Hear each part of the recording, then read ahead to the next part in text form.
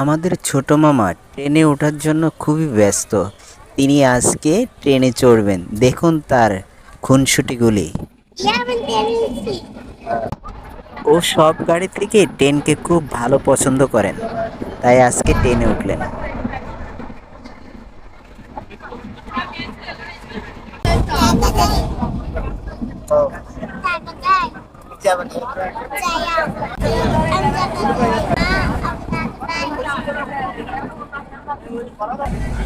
তিনি যাচ্ছেন মামার বাড়ি, কিন্তু বলছেন ঢাকায়।